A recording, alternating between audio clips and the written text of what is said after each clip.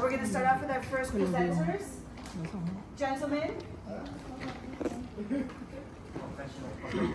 Professional. And Here's a clicker. If you wanted to change your slides, I can as well. So.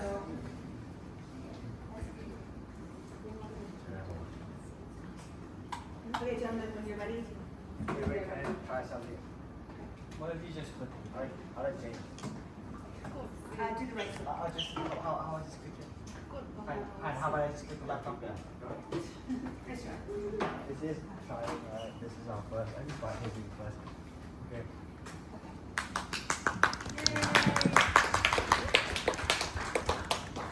Good afternoon, everyone. I'm Jaban. And I'm Fran.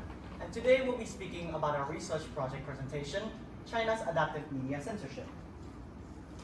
Our research question asks, how does the modern Chinese government contrast and change over time in comparison to its earlier iteration, the Chinese Communist regime, especially during the Cold War, regarding censorship and public censorship practices?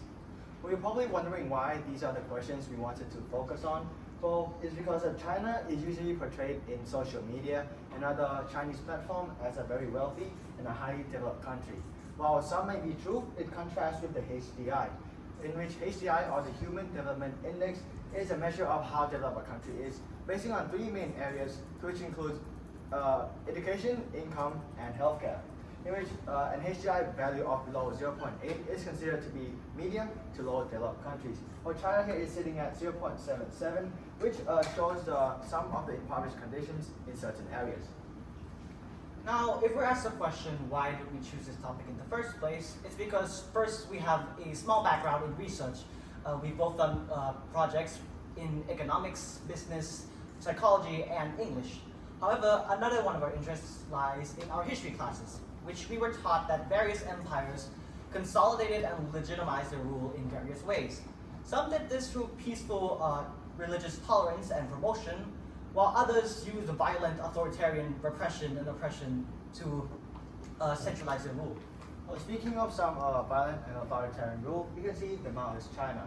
The CCP, or the Chinese Communist Party, ruled China since 1949 to the present time, and they're characterized by suppression, media censorship. Though it faded through time, some prominent examples still remains. For example, the Tiananmen Square massacre protest, which happened in 1989, results in over 100,000 deaths of Chinese citizens. However, the government did not inform anything about it in the news. And additionally, the movie The Blue Kite, which is published in 1993, also shows the impoverished conditions that the Chinese citizens have to face under the authoritarian rule.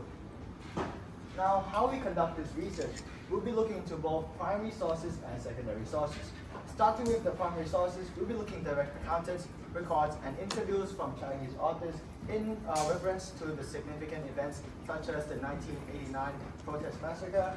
And for our secondary sources, we'll be using DeepSeek AI. And as many of you know, DeepSeek AI is a newly AI model based from China.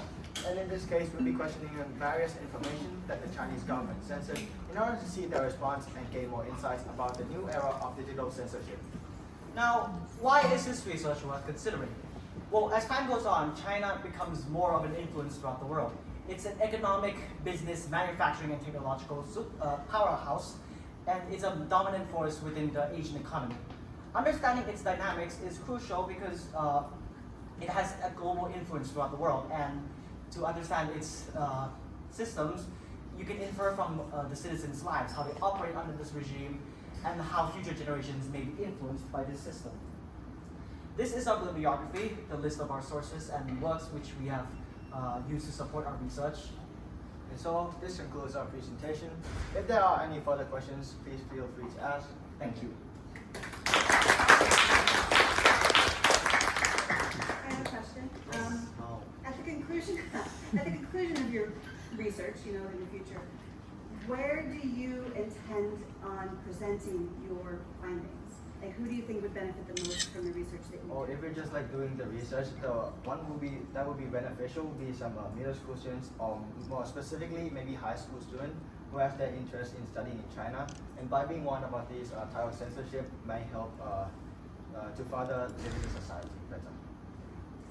And Jaban, do you feel like you have an idea of what your research might discover?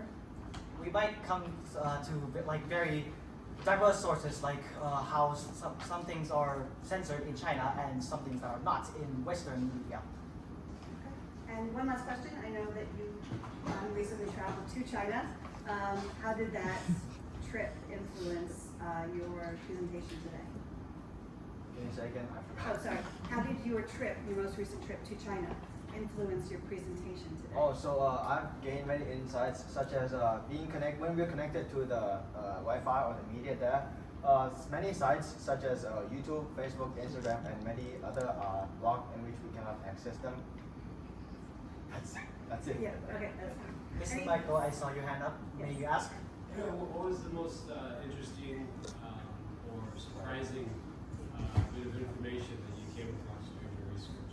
We've read on how wide this censorship campaign was. Like, for example, any person who was born after the Tiananmen Square incident knew nothing of it, and those who were able to witness it, they didn't share it openly, and they kept it to themselves.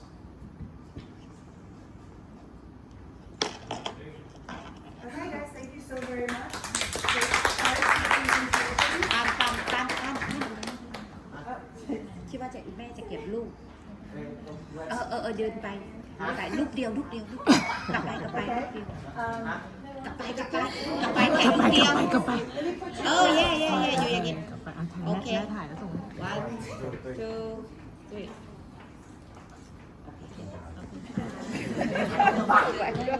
Okay, Sally, you can come on up. I'm going to get yours. ไงต่อ Sally and Tian, of course.